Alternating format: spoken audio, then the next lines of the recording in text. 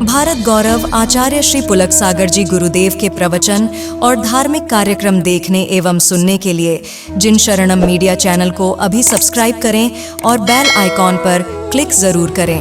यदर्चा भावेन प्रमुदितमना दर्दुरेह क्षणादासीत् स्वर्गी गुणगण समृद्ध सुखनिधि लभन्ते सद्भक्ता शिव सुख समाजम किमु तदा महावीर स्वामी नयन पथगामी भवतु मे महावीर स्वामी नयन पथगामी भवतु मे महावीर स्वामी नयन पथगामी भवतु मे।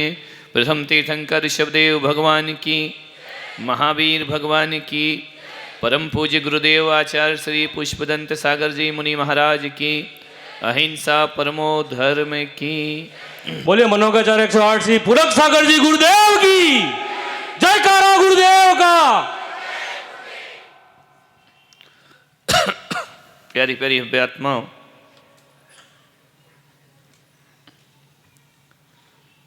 एक सूत्र है जीवन का, नहीं सही कर, गणित बड़ा उल्टा है। हम सोचते कुछ हैं और जीवन होता कुछ और है।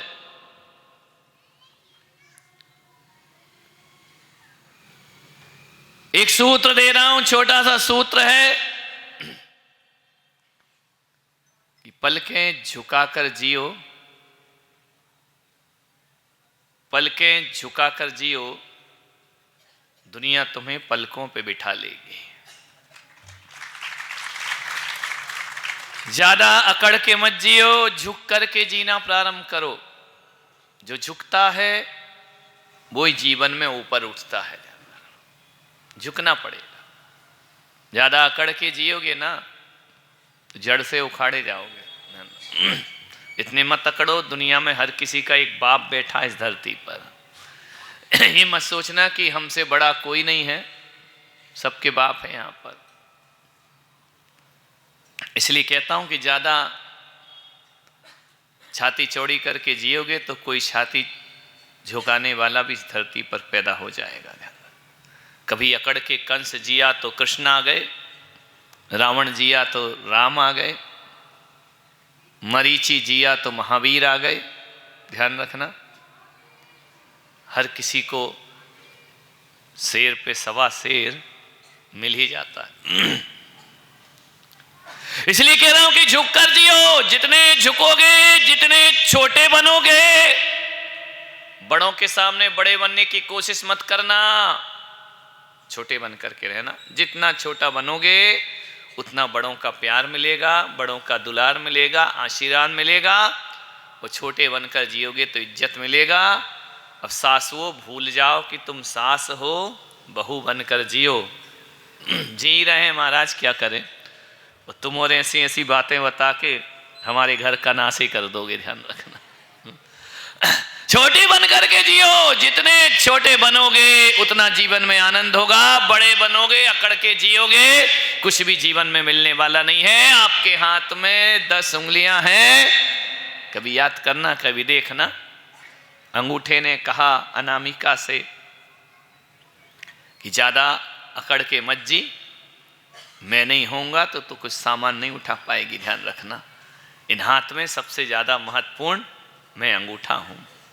मैं नहीं होऊंगा तो रजिस्ट्री नहीं होगी। हितेंद्र भाई, कितना भी साइन करना आ जाए, अंगूठा तो लगाना ही पड़ता मेरे। इसलिए मेरे से ज्यादा अकड़ के जीने का नहीं। तर्जनी ने कहा तू अकेला कैसे पेन पकड़ेगा, मैं नहीं होंगी तो तू पेन नहीं पकड़ सकता है, मैं नहीं होंगी तो मैं दूसरों पे उंगली नहीं उठा सकती हूं। इसलिए सबसे ज्यादा महत्वपूर्ण मैं हूं। मध्यमा ने कहा कि भाई क्यों लड़ रहे हो, तुम लोग कितना भी कुछ कर लो, सबसे बड़ी तो मैं हूं और मैं ही रहूंगी, मेरे से बड़ा कोई नहीं हो सकता।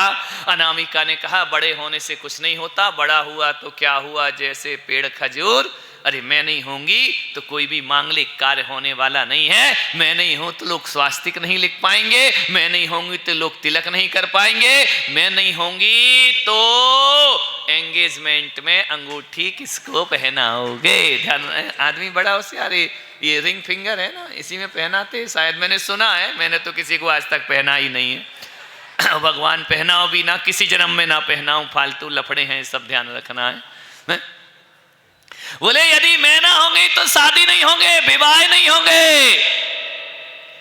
सबसे छोटी बैठी हुई थी पीछे, सबसे छोटी उंगली, वो आई, बोली क्यों लड़ते हो, क्यों झगड़ते हो, सब अपने अपने में बड़े हैं। छोटी से बोले ज्यादा मत बोल, तू काहे की बड़ी है। बोली मैं इसलिए बड़ी हूं कि मैं बड़ी हूं या नहीं हूं, लेकिन मैं सौभाग्यशाली बहुत हूं, मैं किस्मत वाली बहुत हूं, मैं सबसे छोटी हूँ और सबसे छोटी हूँ इसलिए मेरा भाग्य दुनिया में सबसे अलग है। बोली क्यों। बोले जब भी लोग भगवान के हाथ जोड़ते हैं तो सबसे आगे मैं खड़ी रहती हूँ, ध्यान रखना। बाकी सब बड़ी बड़ी उंगलियां पीछे रहती हैं। कोई किसी का अभिवादन करता है, स्वागत करता है, कौन सी उंगली सामने होती है, करके देखो जरा बाजू वाली को, कौन सी वाली लगे, देख तो लो, दिल से तो तुम्हें करना ही नहीं है, ध्यान रखना। जब भी मैं किसी का अभिवादन करूं, किसी का स्वागत करूं, सत्कार करूं, जब भी मंदिर में लोग जाते हैं तो पहला नमस्कार भगवान मेरा स्वीकार किया करता है, क्योंकि मैं छोटी बन करके रहा करती हूं, मैं सबसे छोटी हूं। जो छोटी होती है उसे प्यार बहुत मिलता। क्या करे, बड़ा आदमी इसी में पिसता है, बड़ा बेटा है, छोटी बेटी है, बड़ी बेटी है, छोटा बेटा है। छोटा गलती करे तो लोग कुछ नहीं बोलते, बड़ा थोड़ा सा कर दे, तू बड़ा है ना, तुझे अकल नहीं है, वो छोटा है, उसको प्यार कर, उससे झगड़ा मत कर। बड़ा बेचारा बड़ा बनने में ही निपट गया, ध्यान रखना है। एक बात याद रखना, छोटे बनो, बहुत सुख मिलता है छोटे बनने में। मालूम है मंदिर में दो चीज होती, ये कर दे रे, ये माइक सही कर दे बेटा, तू तो बड़ा है, मैं छोटा हूं, शरीर से भी बड़ा है। दो तरह के मांगलिक यंत्र होते हैं, एक होता है घंटा और एक होती है घंटी। देखा है मंदिर में, गए कभी मंदिर भूल चूक के, बेवम नहीं बना तो लिया तुमने, गए कि नहीं गए, रोज जाते हो, पूजा करा करो बेटा, खूब पूजा करो, भगवान की जो नहीं करेगा उसको बीवी की करना पड़ेगी पूजा, ध्यान रखना। विचार करिए, एक घंटा होता है और एक घंटी होती है। घंटा हमेशा मंदिर के दरवाजे पे लगा होता है बाहर की तरफ, और घंटी भगवान के पास होती है, ध्यान रखना। घंटे ने कहा क्यों री, तू अपने आप को समझती क्या है, भगवान के पास ही घूमती रहती है, आरती करते तो यूं यूं बजती है ना घंटी, पास में भगवान के निकट। घंटा बाहर लटका रहता है। घंटा को बड़ी तकलीफ हो गई, यार मुझे लोग बाहर लटकाते, मैं महंगा हूं, मेरा वजन ज्यादा है, मेरी कीमत ज्यादा है, मेरा आकार ज्यादा है, फिर भी मैं बाहर लटका हूं। वही छुटकी सी आगे आगे घूमा करती है, सबसे आगे जाती है। मालूम है पूछा कि तू भगवान के पास क्यों है और मैं भगवान के दूर क्यों हूँ। छोटकी घंटी ने कहा तू बड़ा है, तू अकड़ में जी रहा है, मैं छोटी हूँ इसलिए भगवान के पास रहा करती है। पंडित जी थोड़ा बजा दो यार, मोबाइल बाद में देख लें। विचार करना है, घंटी भगवान के पास है क्योंकि छोटी है। रिश्तों में भी दिलों के पास पहुंचना है तो बड़े बनने की कोशिश मत करना, छोटे बन करके रहो। छोटे तो छोटे हैं, बड़ा भी छोटा बन जाए तो ध्यान रखना, सारे जगत का प्यार तो छोड़ो, सारे जगत का प्यार पा लिया तो कोई कीमत नहीं है। प्यार तो अपने परिवार का और घर में हमें प्राप्त करना चाहिए, ध्यान रखना। छोटे बनने का प्रयास करो। एक दिन मैंने सोचा, वो एक होता ना, ये महिलाएं बनाती हैं, वो क्या बनता है, वो खाते हो ना, दही बड़ा। मुंह में पानी आया तो एक दही बड़ा होता है। मैंने सोचा यार इसको बड़ा क्यों कहते हैं, कितना बड़ा होता दही बड़ा, इतना ही होगा, नहीं इतना नहीं, गरिमा थोड़ा बड़ा करो, है वो तो और छोटा, इतना सा कर दिया उसने, ध्यान रखना। एक जगह मैं आहार में गया, बोले महाराज गुलाब जामुन ले लो, गुलाब जामुन ले लो, रसगुल्ला ले लो, रसगुल्ला ले लो। और रसगुल्ले का साइज तो इतना, तो हम कंचा खेलते थे बचपन में, ध्यान रखना। मैंने कहा ये रसगुल्ला है या रसगुल्ली है, ध्यान रखना। विचार के इतने छोटे छोटे बना देते। दही बड़ा ज्यादा से ज्यादा इतना बड़ा होगा, इससे ज्यादा बड़ा दही बड़ा नहीं होता है। लेकिन सारे पकवानों में एक ऐसा यही दही बड़ा है जिसको बड़ा बोला जाता है, बाकी किसी को बड़ा नहीं बोला जाता है। अरे कद्दू इतना बड़ा होता है, काशी फल, लेकिन उसको कोई बड़ा नहीं कहता है। लौकी इतनी बड़ी होती है, कोई बड़ा नहीं कहता है। तरबूज इतना बड़ा होता है, कोई बड़ा नहीं कहता है। लेकिन दही बड़ा छोटा होता है, फिर भी वो सारे पकवानों में सबसे बड़ा कहलाया। मैंने कहा यार ये दही बड़ा को बड़ा क्यों कहते, ये तो छोटा सा है। उससे बड़ी तो पूरी होती है, उससे बड़ा तो पापड़ होता है, उससे बड़ा तो तुम्हारा वो चावल का बनता ना, लाई थी ना चौके में, खेचूर खेचा क्या है भगवान जाने। उससे बड़ा तो कल एक चौके में गया, फाफड़ा इतना लंबा। अरे मैंने कहा इतना लंबा खाएंगे कैसे? बोले यहाँ का फेमस है, ये बनाने वाली बड़ी फेमस है, फाफड़ा बनाने वाली। एक जगह तो मैं गया तो बोले दूध जलेबी फाफड़ा और पुलक सागर आपड़ा। मैंने कहा काहे का आपड़ा पुलक सागर? जब माँ बाप का नहीं हुआ तुम्हारा क्या होगा मेरे भाई, ध्यान रखिए, विचार करना है। देखा कि दही बड़ा बहुत छोटा है, लेकिन फिर भी उसको बड़ा कहा जाता है। सेठ जी दही बड़ा खाए, खा लिया करो, थोड़ी हेल्थ मेल्थ बनेगी, या थोड़ी सेठ जैसे लगो तो तुम इतने दुबले पतले से हो, थोड़ा खाया करो, बादाम बादाम घिस, थोड़ी सेठ जैसी हेल्थ हाइट तो लगे। पूछना पड़ता है सेठ जी कौन है? बोले ये क्या नाम है, महेश जी। थोड़े ब्रह्मा विष्णु महेश बनो, ध्यान रखना है। अच्छा थोड़ा खाया पिया करो, पकवान खिलाओ इनको जरा। सेठ बनाने से कुछ नहीं होता कि सेठ बना दिया, सेहत भी तो बनाओ बेचारे की। विचार करना है, सोचना है। दही बड़ा इतना सा नाम बड़ा, इसको दही बड़ा क्यों कहते? मैंने दही बड़े से पूछा क्यों रे तुझे दही बड़ा क्यों कहते हैं? बोले महाराज बहुत मुश्किल है बड़ा बनना। मैंने कहा क्यों? बोले मेरी दशा देखो क्या होती है। मेरी दालों को पहले पानी में फुलाया जाता है, फुलाने के बाद मुझे फिर पीसा जाता है। पीसने अब तो ऐसा नहीं पिसता, अब तो ऐसा पिसता है, पहले ऐसा पिसता था। तो मुझे पीसा जाता है, पीसने के बाद फिर क्या होता है? अब मुझसे पूछ रहे मैं कोई रोटी बनाता हूं क्या जान? वो बोल रहे फेंटा जाता है, फिर उसको गोल गोल किया जाता है, फिर उसको गीले कपड़े में रखा जाता है, फिर उसमें एक छेद किया जाता है, फिर मुझे लेकर के नहीं चेंज हो गया, ये तो हमारे जमाने का है। अब तो यहाँ बदल गया हो, हम नहीं मालूम यहाँ क्या बनता है। यहाँ तो साड़ी भी हाड़ी बन जाया करती है। आज जो करते कोई मैं खाना बनाना थोड़ी सिखा रहा हूँ मेरे। अरे तो अभी खाना बनाना, मुझे बोले चलो प्रवचन में बड़ा बनाना सीखेंगे, ध्यान रखना। नहीं तो महिलाओं की सीख ऐसे ही। एक महिला क्या हुआ कि कोरोना आया था तो मोबाइल पे रेसिपी देख रही थी, क्या बनाऊं, रोज नया नया आइटम चाहिए पति को। तो पति ने एक दिन पूछा क्या कर रही है? बोले रेसिपी देख रही हूँ कि क्या बनाना चाहिए स्वादिष्ट है। पति ने कहा पागल कहीं कि दिमाग खराब है तेरा। बोले क्यों? बोले इतने दिन से रेसिपी देख रही और आज तक तुझे ढंग का बनाना तो आता नहीं है, आज तक तूने कुछ बनाया तो है नहीं, देख देख के परेशान है। पत्नी भी सागवाड़ा की थी। उसने कहा क्या बोलते हो? बोले इतने दिन से तू रेसिपी देख रही है, तुझे आज तक खाना बनाना नहीं आया। पत्नी ने कहा तू भी तो इतने दिन से कौन बनेगा करोड़पति देख रहा है, रहा तो खाकपति का, तू कौन सा करोड़पति हो गया? ध्यान रखना है, तो जवाब तुरंत मिलेंगे यहाँ से, ध्यान रखना। कभी बोला मत करो, ज्यादा मत भिड़ो इनसे। तू कौन सा करोड़पति बन गया? तू भी तो देख रहा है कौन बनेगा करोड़पति। मान उस बड़े को पानी तेल में तला जाता है, अभी भी उसे दही बड़ा नहीं कहा जाता है। वो जब वह तेल में से पकने के बाद, तलने के बाद निकलता है, फिर जाकर के दही के कुंडे में उसे पटक दिया जाता है, दही की चरणों में जाके वो पड़ा रहता है। अरे जो दही के चरणों में पड़ा वही कहलाता है दही बड़ा, ध्यान रखना है, क्योंकि वह चरणों में पड़ा हो। ध्यान रखना, चरणों में गिरोगे तो ही दुनिया में तुम बड़े बन पाओगे, नहीं तो बन नहीं पाओगे बड़े। आज एक बार क्या हुआ, मैंने कहा ना कि दुनिया में सबका बाप है।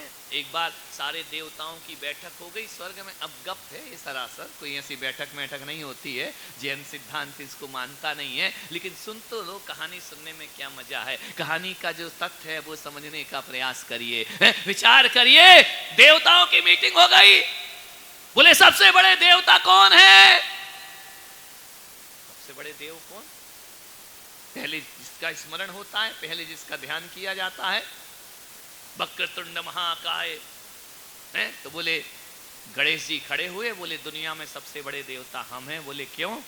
बोले हमको विघ्न विनाशक कहा जाता है, सिद्धि विनायक कहा जाता है, और कोई भी कार्य हमारे पहले शुरू, और कोई भी कार्य आदमी को चाहे गणेश जी को पूजते हो या ना पूजते हो, हर आदमी कहता है आओ इस काम का श्री गणेश करते। हमको पहले याद किया जाता है, इसलिए दुनिया में हम सबसे बड़े हैं।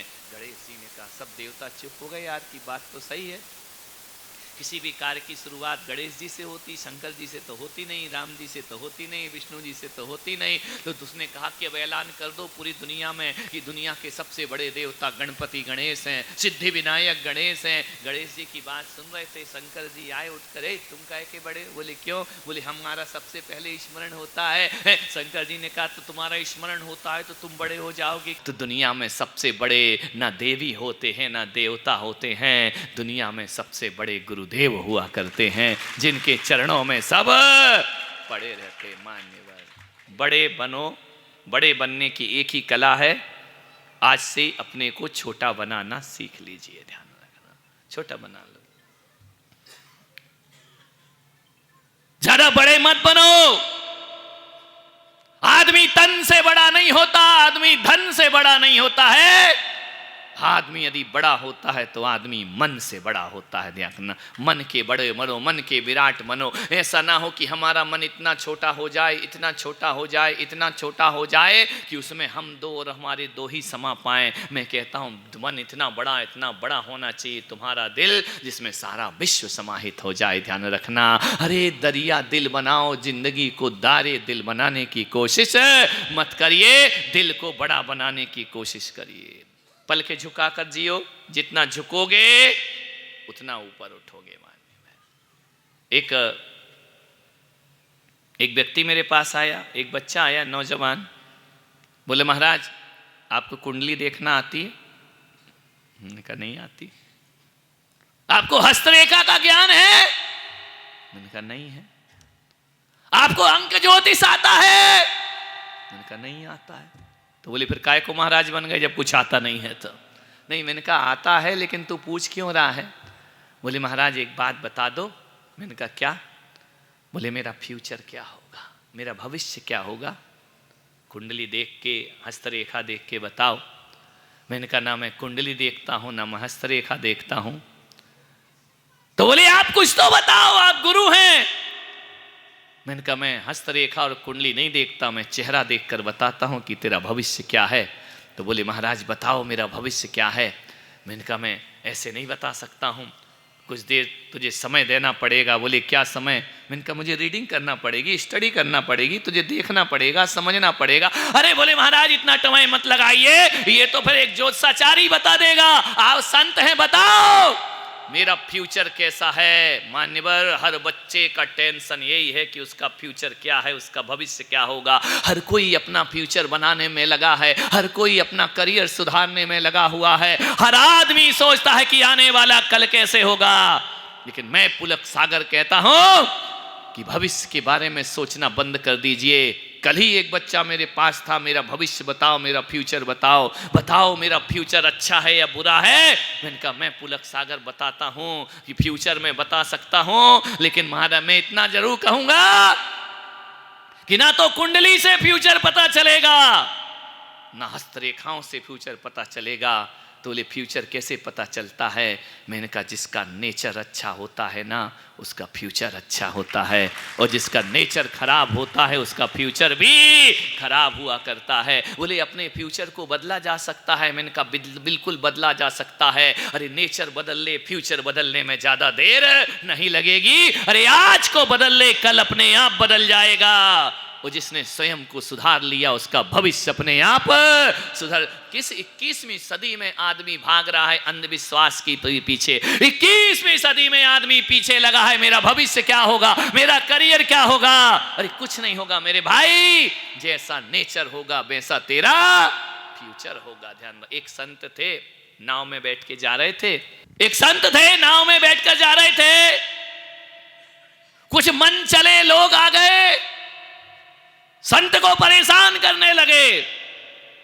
कोई चादर खींचता, कोई चोटी खींचता, कोई उनका कमंडल उठाता। संत शांत बैठे, संत शांत बैठे। ध्यान रखना, जो शांत है वो संत है और जो अशांत है वो संसारी हुआ करता है। शांत थे संत, कुछ ना बोले, करते रहो जो करना है। स्थिति तो ये हो गई कि बहुत ज्यादा परेशान कर दिया, संत का बैठना दुश्वार हो गया। एक देवता प्रकट हुए, उन्होंने कहा उन लड़कों से, उन मन चले लड़कों से, क्यों रे संत को परेशान करते हो, वो तुम्हारा क्या बिगाड़ रहे हैं, वो अपनी साधना कर रहे हैं, उनके साथ खिलवाड़ कर रहे हो, उनसे मजाक कर रहे हो, उनका मजाक बना रहे हो। लड़के खड़े हो गए, उन्होंने कहा ध्यान रखना, संत का मजाक बर्दाश्त नहीं होगा। संत जी इन्होंने आपका अपमान किया। संत कुछ नहीं बोले, संत कुछ नहीं बोले। उस देवता ने कहा कि आप बताओ इसको क्या सजा दी जाए, संत का अपमान कर रहे, इनको क्या दंड मिलना चाहिए। संत ने कहा क्या दंड देना, कर रहे अपमान करने दो। बोले नहीं ऐसा नहीं चलेगा, ऐसा होगा तो फिर संतत्व बाकी नहीं रह पाएगा, गुरु की गरिमा खो जाएगी, बताओ इनको क्या दंड दूं। संत कुछ ना बोले। देवता ने कहा कि बताओ, आप कहो तो इनकी नाव पलट दूं, डुबो दूं इनको, आपको बचा लूंगा, इनको डुबो दूंगा। संत ने कहा कि देवता तू नाव पलट सकता है? बोले हाँ। बोले इनको पानी में डुबा सकता है? बोले डुबा सकता हूं। आज्ञा करो, एक हवा का झोंका आएगा, नाव पलट जाएगी। संत बड़े ज्ञानी थे। संत ने कहा देवता तुम्हें नाव पलटने की ताकत है? बोले हाँ। तो बोले काम कर, तुम सब चीज पलट सकते हो? बोले सब चीज पलट सकता हूं। संत ने कहा नाव मत पलटो, पलटना है तो इनका नेचर पलट दो, इनका स्वभाव पलट दो। ध्यान रखना, नाव पलटने से समस्या का समाधान नहीं होगा। इनकी जो दुष्प्रवृत्तियां हैं, इनके जो गलत विचार हैं, इनको पलट दो, देश सुधर जाएगा, ये भी सुधर जाएंगे। मान्यवर मैं भी आपसे कहता हूं कि हथियार बदलने, व्यक्ति बदलने से कुछ नहीं होता, बदलना है तो हथियार बदलना सीखो मेरे भाई। ध्यान रखना, सेना उतनी है देश के पास, नई सेना कहां से लाओगे, लेकिन ध्यान रखना सेना के जवानों को बदलने से कुछ नहीं होगा, हथियारों को बदलो, सेना अपने आप मजबूत हो जाया करती है। वही मैं आपसे कहता हूं, सेना को बदलने के लिए हथियार बदलने की जरूरत है, और एक आदमी को बदलने के लिए उसको व्यवहार बदलने की बहुत जरूरत हुआ करती है। व्यवहार बदल लो। कोई तुमसे गुस्सा करता है, कोई तुमसे गलत भाव रखता है, तुम उनके लिए अच्छे भाव रखना प्रारंभ कर दीजिए। एक बार नहीं, दो बार नहीं, तीन बार नहीं, एक दिन उसका नेचर जरूर बदलेगा। ध्यान रखना, हम क्या करते हैं, हर किसी के बारे में बहुत ज़्यादा नेगेटिव सोचा करते हैं, तो ये जो तरंगे हैं, भावों का संप्रेषण है, उस तक जरूर पहुंचा करता है। अरे कभी किसी के प्रति दिल में प्यार जगा के देखो, बोलो या ना बोलो, भावनाएं अपने आप पहुंच जाया करती हैं। ध्यान रखना है, कौन किसको कितना चाहता है ये बताने की जरूरत नहीं, कौन किसे कितना चाहता है चाहने वाला खुद समझ जाया करता है। ध्यान रखना है, कई चीज भावनाओं का जगत हुआ करता है, शब्दों का जगत नहीं हुआ करता है। आपसे मेरा निवेदन है, उस बच्चे से मैंने कहा कि तू अपना नेचर बदल ले, तेरा फ्यूचर अपने आप चेंज हो जाए। नेचर बदलो, नेचर का ही सब कुछ है दुनिया में। मकान बदलने से जिंदगी खुश नहीं होगी, रिश्तेदार बदलने से जीवन खुश नहीं होगा, दोस्त बदलने से जिंदगी में आनंद नहीं आएगा। खुद को बदलो, अपने आप को बदलो।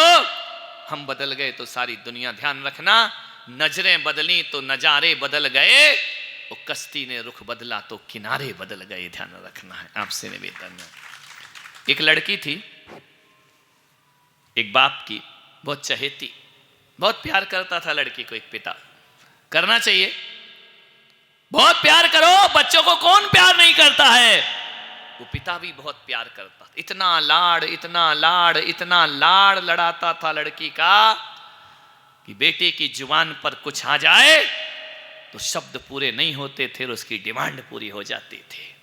बेटी ने कहा, जरूर मैंने पिछले जन्म में कोई पुण्य किया है जो तुम्हारे जैसे पिता मुझको प्राप्त हुए हैं। पिता ने कहा, बेटी तू मेरी आंखों का तारा है, इकलौती बेटी है, जो तू कहेगी वो अरमान पूरे करूंगा। तेरे जैसी बेटी कहां मिलेगी मुझे।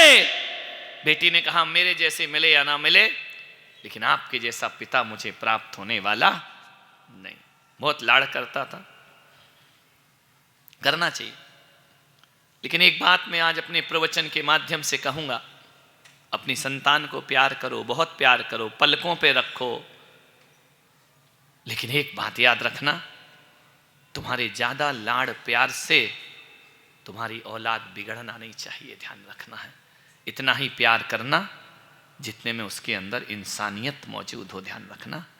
कभी कभी अधिक बरसात भी फसल को सड़ा देती है और कभी कभी अधिक प्यार भी बच्चों का भविष्य बिगाड़ दिया करता है। मान्यवर, मैं मुंबई में था, सूरज बड़जात्या जी के घर में गया। जब भी मुंबई जाता हूं, एक दो बार गया, उनके घर पे गया, राजश्री पिक्चर्स वाले।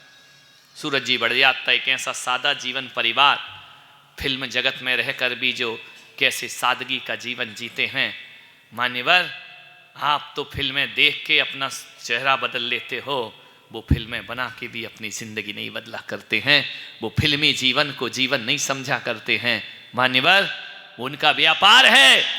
मैं गया, उस समय बड़ी माता जी ग्रस्त थी, उनके घर में गया मैं मुंबई में, और जैसे ही मैं वहां गया, एक अजीब सी बात, पूरा घर इतना सादगी वाला घर। मैं सोच के तो कुछ और गया था कि भाई फिल्मी दुनिया में जा रहा हूं, फिल्म जगत के लोग हैं, बड़े हाई फाई रहते होंगे, सादा जीवन, उच्च विचार, जैन समाज के वो व्यक्ति, और ऐसी फिल्में बनाते हैं, बेदाग फिल्में, साल में एक बार आती है, लेकिन हजारों फिल्मों पर वह फिल्में उनकी भारी पड़ जाया करती हैं। ध्यान रखना है, बड़ा सोच विचार। सीरियल भी बन रहे हैं उनके यहाँ, उनकी बच्चियां मना रहे हैं। एक बात मैंने उनसे देखी, उन्होंने मुझसे कहा कि महाराज, हमारी बेटियां स्कूल जाती हैं पढ़ने, मालूम है, इतने बड़ा आदमी, करोड़ों अरबों का व्यापार जिसके यहां 20 गाड़ियां खड़ी हों, उसकी बेटी स्कूल कैसे जाती है मालूम है? स्कूल की बस में बैठ करके। ध्यान रख, वो चाहे तो एक कार भेज सकते हैं स्कूल भेजने के लिए। मालूम है, ऐसे व्यक्ति हैं वह। उन्होंने कहा, महाराज, जिंदगी व्यापार हमारा भरे पर्दों का हो, लेकिन संस्कार हमारे जैनों के हमारे अंदर भरे हुए हैं। ध्यान रखना, सादा जीवन, उच्च विचार। सूरज जी बड़जात्या की बेटी बोले, महाराज ये स्कूल जाती थी, कभी कभी यदि बस चूक जाए तो गाड़ी छोड़ने जाती थी, लेकिन स्कूल से आधा किलोमीटर दूर उतार दिया जाता था, और बेटी से कहा जाता था कि जाके ये मत बोलना कि मैं राजश्री पिक्चर्स वालों की बेटी हूं। ध्यान रखना है, एक साधारण बालिका बन के अध्ययन करना, तुमको टाइम पे स्कूल जाना है, टाइम पे स्कूल से आना है, कोई ग्लैमर की दुनिया नहीं जीना है तुम्हें। उनके घर में नियम है, कोई भी फिल्मी हस्ती घर के अंदर आके बात नहीं करती है, उनका ऑफिस अलग बना है, वहां बैठ करके फिल्म जगत की चर्चा होती है। घरों को उन्होंने फिल्मों से बिल्कुल अछूता कर रखा है। ध्यान रखिए, ऐसे भी लोग होते हैं दुनिया में। मान्यवर बोले, हमारे बच्चे पढ़ गए, लेकिन स्कूल में पता और एहसास नहीं होने दिया कि हम किस घर के बच्चे हैं। महाराज, आज भी वह सादगी का जीवन, वो चाहे तो इतने फैशन के कपड़े पहन सकते हैं।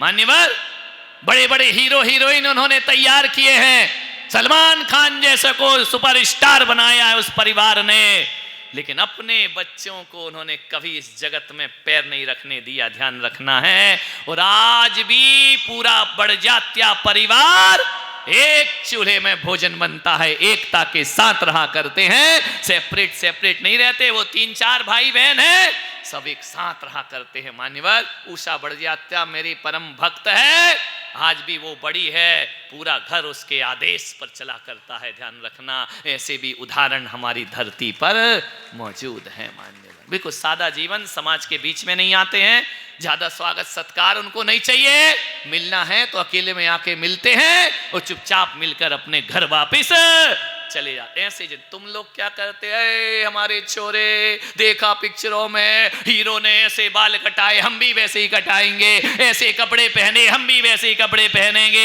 हीरोइन जैसा रहती वैसे हम भी रहेंगे। धत तेरे की जिंदगी बर्बाद कर रहे अपनी मान। एक लड़के को मैंने देखा बाल, बोले मैंने कहा कहाँ गया था रे, बोले बाल कटाने। मैंने कहा तेरे बाल कट गए, बोले कट गए, लग ही नहीं रहे कट गए। मैंने कहा ये क्या किया है। और आजकल वो एक स्टाइल चली ना, इधर गायब इधर बाल, पागलों जैसी स्टाइल। मैंने कहा क्या पागलपन है, बोले बाल कटाए महाराज फैशन है। ऐसी कैसी फैशन, इधर गायब इधर बाल। बोले महाराज कैसा लग रहा हो।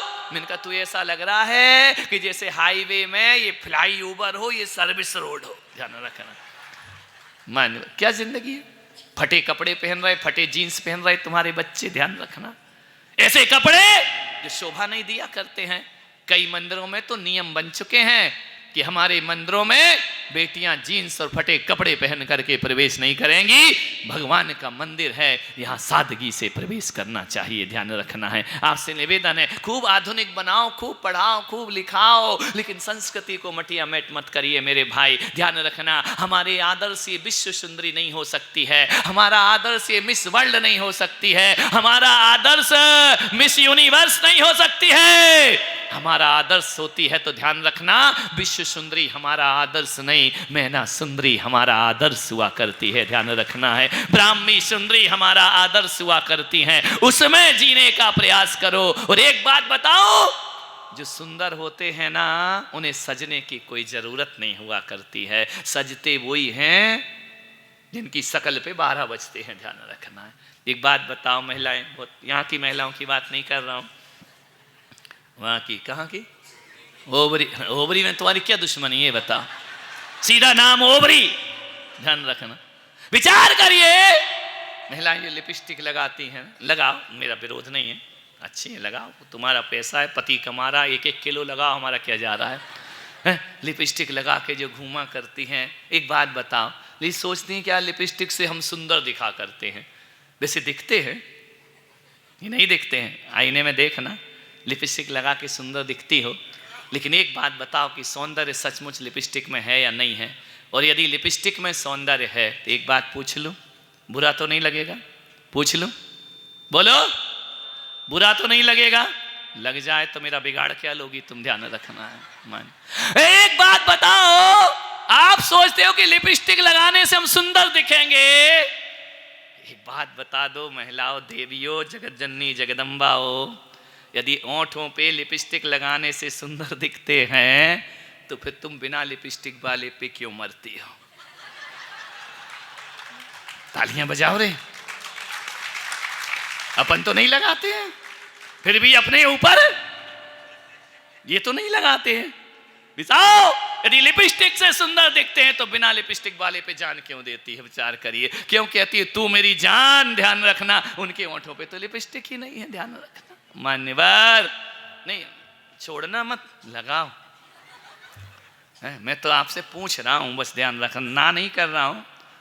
हिंसक मत लगाओ, अहिंसक लगाओ। ध्यान रखना, 16 श्रृंगार आपको बोले, खूब श्रृंगार करो, लेकिन ऐसे भी ध्यान रखो कि हम बिना श्रृंगार वाले को भी देखते। तुम तो 24 घंटे दुल्हन बनी रहती है, ये तो बेचारा जीवन में एक बार बनता है दूल्हा, और बनता क्या है, कार्टून बन के घूमता है। ध्यान रखना, अब वो कार्टून नहीं तो ये बना दिया, ये लटका दी, क्या क्या वो कटार मटार लटका के मोर मुकुट लगा दिए, घोड़ी पे बिठा दिया, कार्टून है पूरा। उसके बाद जिंदगी में नहीं बनता है। ध्यान रखना मान्यवर, शादी के लिए दुल्हन सजा दी गई, शादी के लिए, पंडित जी, शादी के लिए दुल्हन सजा दी गई, वो दूल्हे को जिंदगी भर की सजा दी गई। कितनी ताली बजी देखो तो दिल से। मांग भरने की ये सजा पा रहा हूं, मांग भरने की ये सजा पा रहा हूं, और जिंदगी भर मांग मांग के खा रहा हूं, मांग भरने की ये सजा पा रहा हूं। ध्यान रखना, मान्य विचार करना है आपको। लाड़ करो, प्यार करो, उसका फ्यूचर मत बिगाड़ो। बहुत प्यार करो, और लड़कियों को तो विशेष प्यार करो, क्योंकि क्या मालूम ससुराल कैसी मिलती है। माँ बाप के घर में भी प्यार मिल जाए, वरना बेचारी बेटियों का तो बहुत बुरा हाल है। जब तक पीहर में रहते हैं तो पीहर वाले कहते ये तेरा घर नहीं है, तुझे दूसरे के घर जाना है। वो जब ससुराल चली जाए तो ससुराल वाले कहते तेरे बाप का घर नहीं है।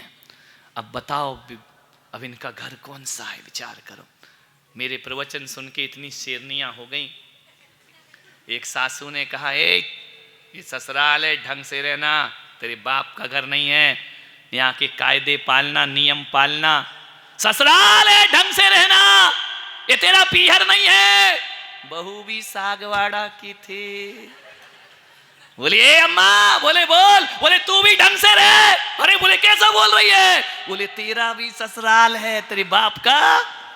तू कौन से अपने बाप के घर में रह रही है, तू भी तो ससुराल में रह रही है ना। इसलिए ज्यादा मत भेड़ो, नई नई बहुओं से मैं सिखा के। मान्यवर आपसे निवेदन है, उस लड़की को इतना लाड़ प्यार किया उस पिता ने, बहुत लाड़ किया। 2 घर की जिंदगी जीना है बेटी को, एक पति के घर की जिंदगी जीना है और एक पिता के घर की जिंदगी जीना है। और मैं बेटियों से निवेदन करता हूं कि तुम्हारा लाड़ प्यार, तुम्हारी जिद, तुम्हारी अकड़ पीहर में तो बर्दाश्त हो जाएगी, लेकिन ससुराल में कोई बर्दाश्त करने वाला नहीं हुआ करता है। ससुराल को स्वर्ग बनाना है तो अकड़ में नहीं, विनम्रता में जीना प्रारंभ कर दीजिए। मान्यवर, कितनी भी दौलत रुपया कैसा भी हो और व्यवहार अच्छा नहीं है तो उस घर को नरक बनने में फिर ज्यादा देर नहीं लगे। एक सेठ था, उसकी बेटी थी, बहुत प्यार करता था उसको। एक दिन बेटी बड़ी हो गई, जवान हो गई। बेटी जवान हो जाए तो पिता को एक चिंता रहती है कि इसके हाथ पीले करो, अच्छा घर बसा दो। एक पिता निश्चिंत हो जाता है। लड़की की शादी की गई, लड़की को डोली में बिठा के विदा किया। 8 दिन हो गए, 10 दिन हो गए। पिता इतना खुश था कि मेरी बेटी एक अच्छे परिवार में ब्याही गई। हर बाप की ये चिंता है कि बेटियों का घर स्वर्ग से ज्यादा सुंदर होना चाहिए। कभी कभी बाप बेटी का घर बसाने में अपना घर गिरवी रख देता है, मेरे भाई ध्यान रखना। और बेटी के हाथ पीले करने के लिए कुछ कर्ज में बंध जाया करता है। मान्यवर, आपसे निवेदन है, बेटी का बाप बनना इतना आसान नहीं होता। बेटी का बाप बनना किसी संत की तपस्या से कम तपस्या नहीं हुआ करती है, ध्यान रखना। एक बेटी को पालना पोसना आज के युग में, आज के वातावरण में हाथ पर अंगार रखने जैसा होता है। बेटी स्कूल जाती है, मां 10 फोन करती है, तूने खाना खा लिया, क्या कर रही है, कहां बैठी है। मां बताएं, ये नहीं पूछती है तूने खाया या नहीं भैया। मां ये जानना चाहती है कि मेरी बेटी सुरक्षित है या नहीं है। आज बेटी घर से निकले, लौट कर सही सलामत वापस आए, इसकी कोई गारंटी नहीं हुआ करती है। मान्यवर, अरे गैरों की बात तो छोड़ो, अपने खुद के रिश्तों पर भी भरोसा नहीं रह गया है, ध्यान रखना। एक जवान बेटी को घर में छोड़कर जाओ तो सारा ध्यान उस बेटी पर लगा रहता है। मान्यवर, हॉस्टल में भी बेटियां पढ़ती हैं। मान्यवर ध्यान रखना, रात दिन मां को एक खटका लगा रहता है कि आज मेरी बेटी की आबरू सलामत है या नहीं है। ध्यान रखना, एक आदमी सुबह से घर निकलता है, ऐसा वातावरण इस देश का बन गया है, शाम को घर लौटे इसकी कोई गारंटी नहीं हुआ करती है। मान्यवर, ना जाने किस बस में क्या धमाका हो जाए, किस ट्रेन में बम रखा हो, आदमी को अब जिंदगी पर विश्वास नहीं रह गया है। वातावरण देश का बहुत बिगड़ चुका है मेरे भाई, स्थिति बहुत खराब हो चुकी है। आपसे निवेदन है मेरा, आप सुरक्षित रहें। घर के रिश्ते नाते, अब तो घर के पवित्र रिश्तों पर भी आदमी को शक होने लगा है। वातावरण बहुत खराब है देश का। वह बहुत प्यार करता था अपनी बेटी को, उसने कहा कि इसकी शादी कर दूं, शादी कर दी। 10-12 दिन हो गए, फोन आता है ससुराल से, पापा जैसे हो वैसे आ जाओ, मैं इस घर में रहने वाली नहीं हूं। अभी शादी हुई 10-12 दिन। बोले मैं यहां नहीं रह सकती हूं, आपने कहां मुझे लाके पटक दिया, कैसी ससुराल मुझे दे दी। पिताजी यदि मुझे जिंदा देखना है तो तुरंत आ जाओ मेरे पास। कितना लाचार कर देती हैं बेटियां माँ बाप को, ध्यान रखना। उस बाप ने कितने खर्चे किए, पैसा शादियों में लाखों रुपए खर्च किए, और एक बेटी ने कह दिया मुझे ससुराल पसंद नहीं है। आज माहौल यही है, चटमंगनी पट शादी झट तलाक, ध्यान रखना है। कितने अरमानों से एक बाप विवाह करता है, शादी करता है, पाल पोस के बड़ा करता है, और आपका व्यवहार उस घर को बर्बाद कर देता है। जैसा भी हो पिताजी तुरंत आइए, मैं नहीं रह सकती यहां एक दिन भी, बहुत हो गया। बाप ने कहा बेटा अभी 10-12 दिन हुए हैं। बोले पिताजी ज्यादा बातें मत करो, मुझे जिंदा मुंह देखना है तो इसी वक्त आओ। लाचार बाप गाड़ी उठाता है, ससुराल पहुंचता है, देखता है पूरे ससुराल का माहौल शमशानी माहौल है। किसी ने जय जिनेंद्र नहीं किया उस बाप से, लड़की की सास ने जय जिनेंद्र नहीं किया, ससुर ने जय जिनेंद्र नहीं किया। कंवर साहब ने देखा इसका बाप आया है, साइड से निकल गया। उसने कहा ये कैसा माहौल है। जब घर देखा था तब तो बड़े अच्छे स्वागत सत्कार होता था, आज समधी जी आए हैं कोई पूछने को तैयार, पूरे घर में सन्नाटा। उसने कहा जरूर ससुराल में कुछ गड़बड़ है।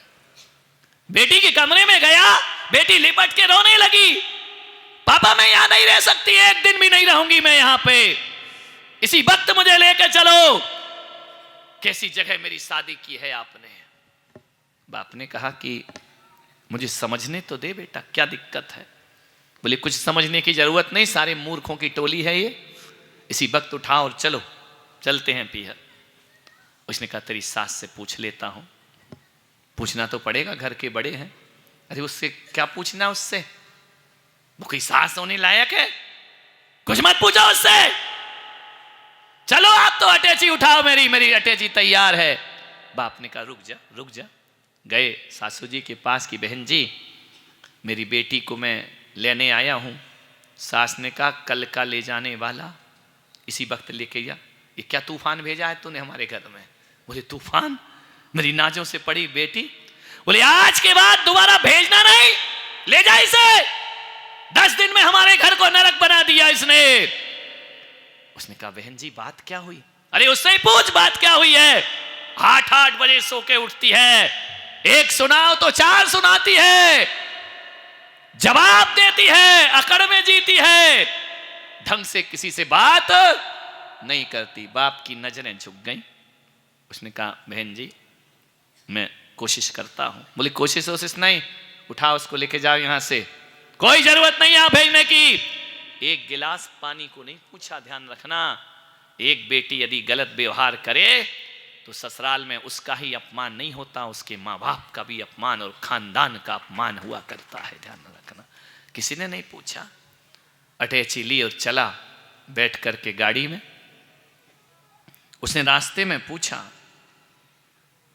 कि बेटी एक बात बता, परिस्थिति क्या है, वातावरण कैसा है। बोले आपने देखा नहीं है कैसा नरक जैसा वातावरण है। बोले बेटी एक बात तो बता, आखिर बात है क्या, तेरी ससुराल है कैसी। बोले नरक, बिल्कुल नरक जैसा वातावरण। अच्छा बेटा एक बात बता, तेरे ससुर कैसे हैं। बोले राक्षस, उसके जैसा राक्षस आदमी नहीं देखा मैंने। ससुर जी राक्षस, ससुराल नरक। बोले बेटी तेरी सास कैसी है। अरे बोले डायन, उसकी तुम्हें शकल देखना नहीं चाहते हो, उसके जैसी दुष्ट सास ललिता पवार भी फीकी पड़ जाएगी, इतनी दुष्ट है, ध्यान रखना। पिता ने कहा यार सास ससुर राक्षस, सास डायन।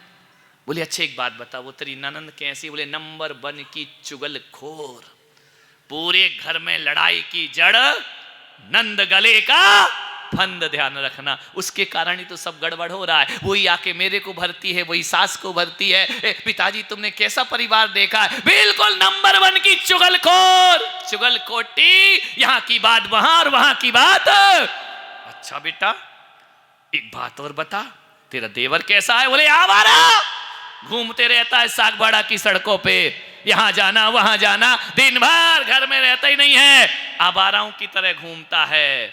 अच्छा बेटा आवारा? बोले हाँ। बोले तेरा जेठ कैसा है? बोले नंबर 1 का धूर्त मूर्ख है, उसको कुछ नहीं आता है। अच्छा, बाप ने कहा एक बात और बता, तेरा पति कैसा है? कैसा है बोलो, हम जानते हैं कैसा है। बोले बता बेटा तेरा पति कैसा है? बोले यमराज, साक्षात यमराज है, खा जाएगा मुझे। बोले तेरे पड़ोसी कैसे हैं? बोले LLB। समझ गए क्या? लुच्चे लफंगे बदमाश। बाप ने कहा यार एक खराब हो, 2 खराब हो, पूरा परिवार ही खराब है, खानदान ही खराब है।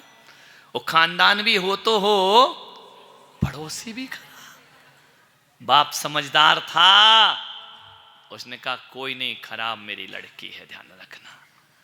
मैं माँ बाप से निवेदन करता हूं कि थोड़े से अंधे मोह और प्रेम में आकर अपनी बेटियों का घर कभी मत उजाड़ना, ध्यान रखना है।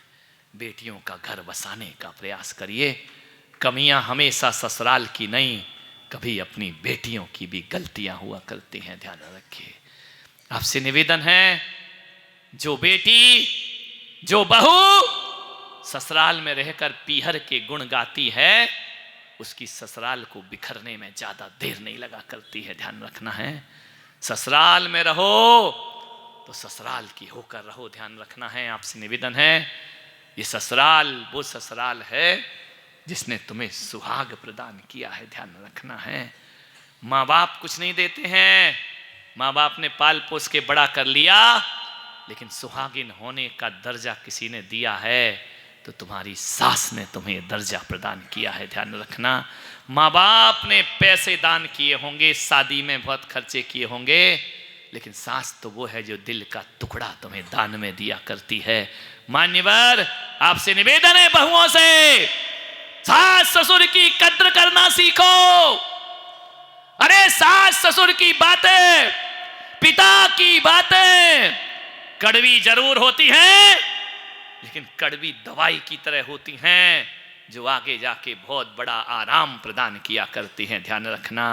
अरे पिता और ससुर सूरज की तरह तेज होते हैं, लेकिन एक बात याद रखना, जब ये सूरज डूब जाते हैं ना, तो अपने पीछे अंधेरा छोड़ करके जाया करते हैं, ध्यान रखना।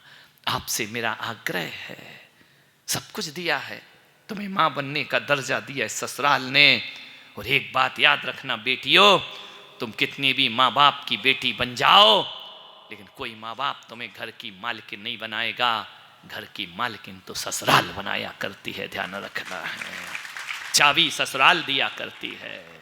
आज बहुत स्थिति बिगड़ रही है समाज में, घर की मालकिन बनने का दर्जा दिया जाएगा, घर की लक्ष्मी बनने का दर्जा दिया जाएगा। पीहर में कोई लक्ष्मी नहीं कहता है, ससुराल आओ तो तुम्हें लक्ष्मी कहकर पुकारा जाता है। और जब तुम पैदा हुई थी तब किसी ने तुम्हारी आरती नहीं उतारी, लेकिन जब बहू बन के आती है तो सास तुम्हारी आरती उतारा करती है कि मेरे घर में गृह लक्ष्मी बन करके आई है, ध्यान रखना। जितना एहसान जिंदगी इस पीहर में कब तक गुजारोगे, शान तो ससुराल में हुआ करती है। अरे पीहर में मर भी जाओ तो बेइज्जती की मौत होती है, और ससुराल में मरो तो स्वाभिमान की मौत हुआ करती है, ध्यान रखना। अपना जीवन, अपना घर, अपना भविष्य कितना भी अच्छा पीहर हो, शोभा तो ससुराल में ही रहा करती है, ध्यान रखना है। आपसे निवेदन है, आग्रह करता हूं मैं। बेटी ने कहा ससुराल नरक है, बाप ने कहा कोई बात नहीं, चल ले आया, समय हो गया है, इसको यहीं छोड़ूं, कल करता हूं पूरा। क्या चलने दो, पैसा देके बुलाया है मुझे, चलने दो, जैसे टेप रिकॉर्ड चालू हो। मैं उस पर क्या बीत रही मैं जान रहा हूं। ध्यान रखना, जल्दी समाप्त करता हूं, 5 मिनट। ले गया अपने पीहर में। अब पीहर जाओ तो और आफत है, ध्यान रखना, इतना आसान नहीं है पीहर में रहना। भाभी ने देखा अब तो यहीं रहेगी।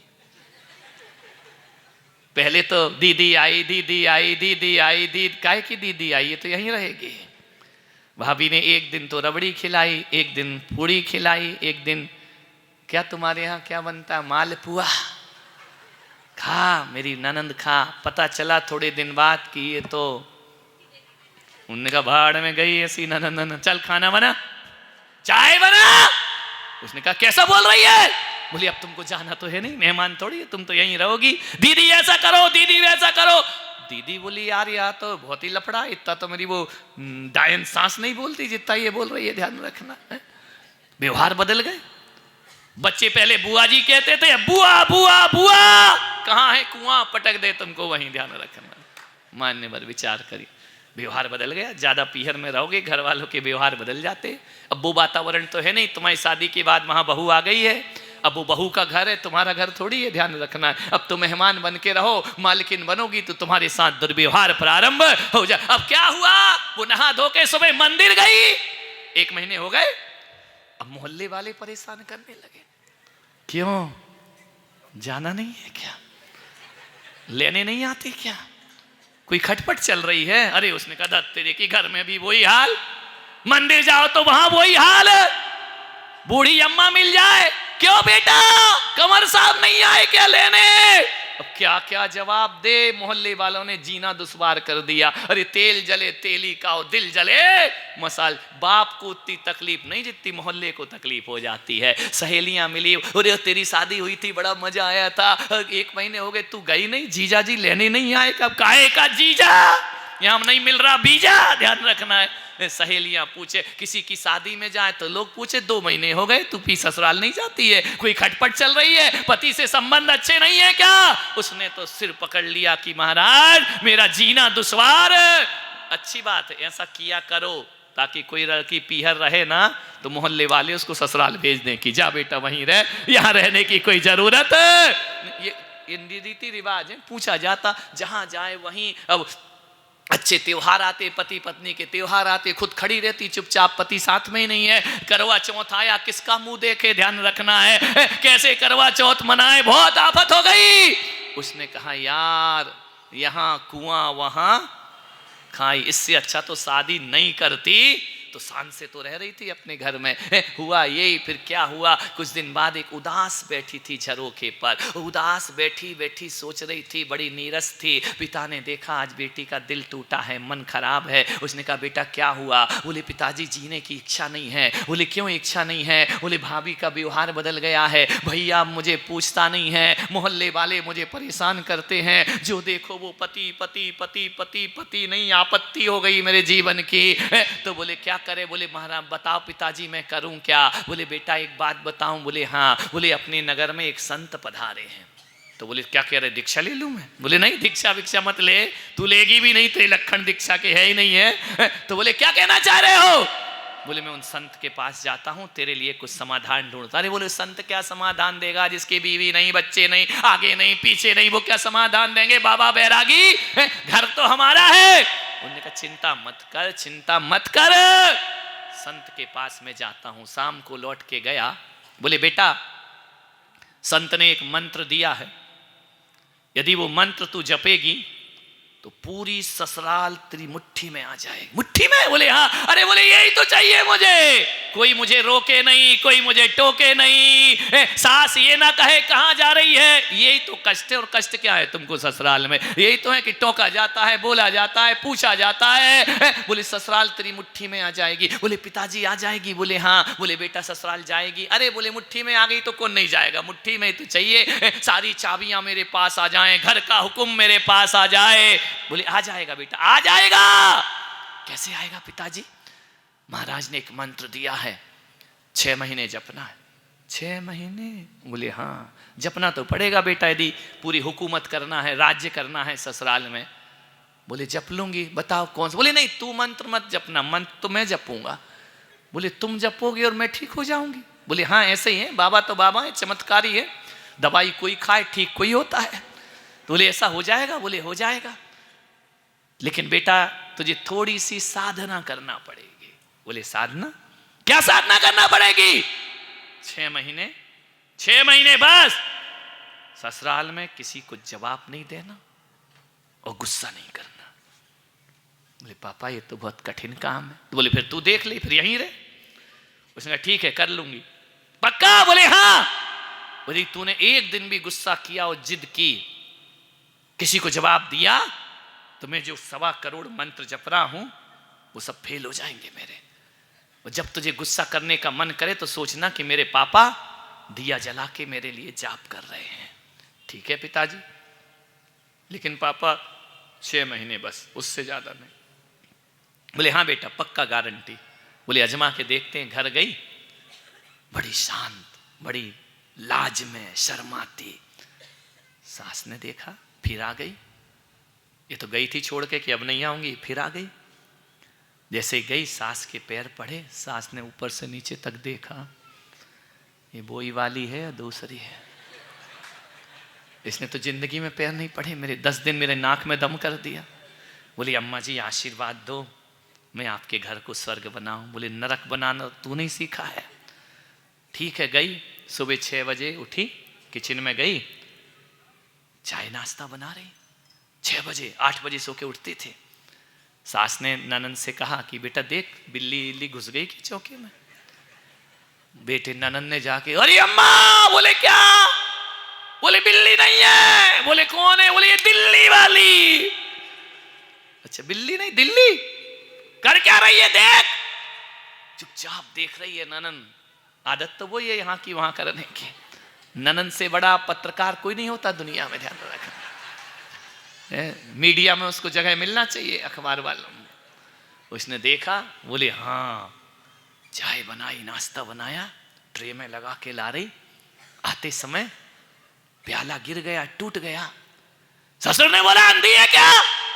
आते ही महाभारत शुरू करी, पूरा गिलास तोड़ के रख दिया, प्याला तोड़ दिया। आंखों में दिखता नहीं है तुझे? उसे याद आए बाप की माला फेर रहा होगा।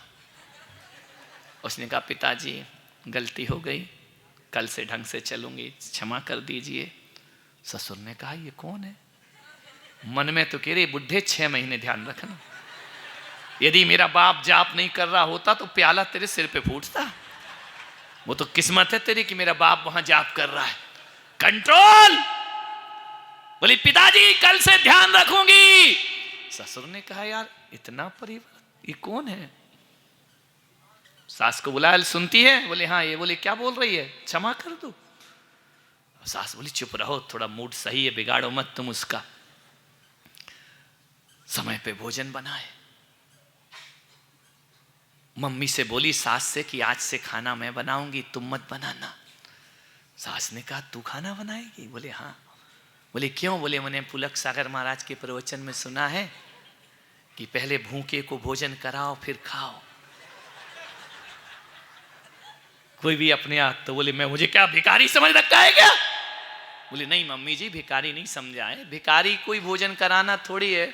आप भी रात्रि में पानी नहीं पीती, अन्न नहीं करती हो, 12 घंटे से भूखी हो, पहले तुम्हें भोजन कराऊंगी फिर मैं भोजन करूंगी। ध्यान रखना है, ऐसी व्यवस्थाएं घरों में हो जाना चाहिए। ध्यान रखना। आप सोचते हो कि भूखा वही है जो भीख मांग रहा है, नहीं। अरे उसको क्या भोजन कराना, अपने घर में भी लोग भूखे हैं। वो धर्मात्मा सासू है, रात को पानी नहीं पीती है, 12 घंटे से भूखी है, पहले अम्मा को भोग लगा दो। पद्मावती को बाद में लगाना, पहले अपनी अम्मा को लगाओ, घर स्वर्ग बनने में ज्यादा देर नहीं। सास ने कहा अच्छा है तू बना खाना। खाना बनाए, खाई। ससुर देवर आए, भैया क्या लोगे? ठंडा लोगे, गरम लोगे? लस्सी बनाऊं या जूस बनाऊं? सागवाड़ा में दोनों मिलते हैं, क्या लेना चाहोगी? ससुर ने कहा, देवर ने कहा भाभी तुम बोई वाली भाभी हो, क्या समझते हो? और फिर कंट्रोल कंट्रोल, रोक ली जुबान उसने। हाँ बेटा मैं बोई हूं। इतनी चेंज हो गई। अपना घर है बेटा, स्वर्ग तो बनाना है, चेंज होना पड़ेगा। जेठानी ने देखा यार गजब, 1 दिन हुए, 2 दिन हुए, 2 महीने हो गए साधना करते हुए। एक दिन सास ने कहा बेटा इधर आ, अब मेरा बुढ़ापा है, मेरे से कुछ होता नहीं है, आज से इस घर की चाबी तू संभाल। ऐ मजा आ गया। बोली अम्मा जी आप रखो ना, अंदर तो लग रहा था दे बुढ़िया मैं तो लेके रहूंगी, आप रखो रखो आप संभालो। बोले नहीं नहीं बेटा, तेरे जैसी बहू दुनिया में किसी को प्राप्त नहीं हो सकती, तू तो लक्ष्मी बन करके मेरे घर में आई है। आज से दूध वाले का हिसाब तू करेगी, दुकान का हिसाब तू करेगी, आज से सब्जी वाले का हिसाब तू करेगी, कपड़े वाले का हिसाब तू करेगी। लड़के से कहा बेटा जो भी कमा के लाए बहू के हाथ में रखना, वो लक्ष्मी है, मुझे बाद में देना, पहले बहू को देना, जो भी मेरी ख्वाहिशें हैं बहू पूरी करेगी। उसने कहा आ गया मजा। बहू ने कहा बन गई मैं शहजादी और राज रानी, मजा आ गया। उसने कहा मिल गया। बोली यार कौन से महाराज ने मंत्र दिया है, 6 महीने से पहली घर मेरी मुट्ठी में आ गया है। ननन भाभी भाभी भाभी, देवर भाभी भाभी भाभी, जेठानी देवरानी देवरानी करती, सास बेटा बेटा कहती, और ससुर जी जब दुकान से लौटते, बाजार से लौटते, शाम को रोज उसके लिए मीठा लेकर आते। ससुरो खाली हाथ चले आते हो, काय को इंतजार करेगी वो, रोज मथुरा के पेड़े लेकर आता, कीमती कीमती मिठाइयां लाता, मेरी बेटी रात में नहीं खाती है, फलाहार करेगी। कभी खिचड़ी लेकर आता साबूदाने की। मुंह में पानी आ रहा है क्या तुम्हारे? ध्यान, रोज एक एक आइटम। बहू इंतजार करती, पापा जी आएंगे, ये लाएंगे, पापा जी आएंगे, रसगुल्ला लाएंगे, पापा जी लाएंगे, छेना लाएंगे, पापा जी आएंगे, रबड़ी इंतजार करती।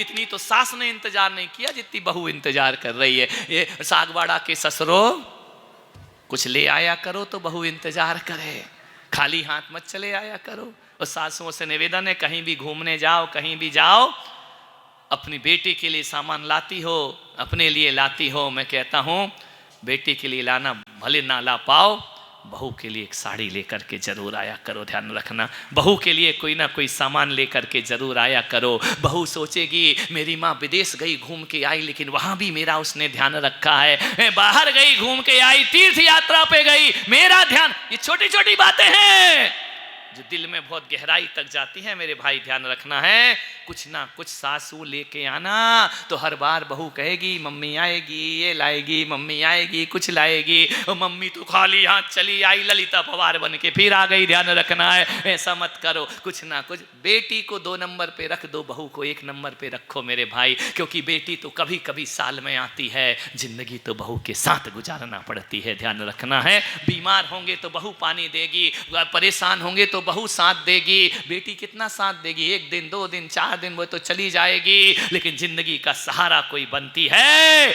असली बेटी बहु बेटी नहीं होती, असली बेटी हमारी बहू असली बेटी हुआ करती है। उसके नाज उठाया करो थोड़े से, वो भी अपना घर परिवार छोड़कर आई है, वो भी गृहस्थी छोड़कर आई है, तुम्हारी झिड़कियां सुनने को नहीं आई है, तुम्हारे उलाहने सुनने को नहीं आई है, वही भी प्यार चाहती है मेरे भाई। ध्यान रखना, आज घरों में दौलत है, रुपया है, पैसा है, प्यार दिखाई नहीं दिया करता है। सासुओं से निवेदन है, बेटी से कहना तू नंबर 2 पे और बहू मेरी नंबर 1 पर हुआ करती है। ध्यान रखना है। और ये भी नहीं कहूंगा कि बहू को बेटी मानो, बिल्कुल नहीं मानना, सब ढोंगे पाखंड सब बातें हैं। बहू को बेटी मान लोगी तो गड़बड़ हो जाएगा, रिश्ते बिगड़ जाएंगे। ध्यान रखना है। बोले कैसे? बोले ऐसे, यदि बहू बेटी है तो तुम्हारा बेटा उसका क्या हुआ?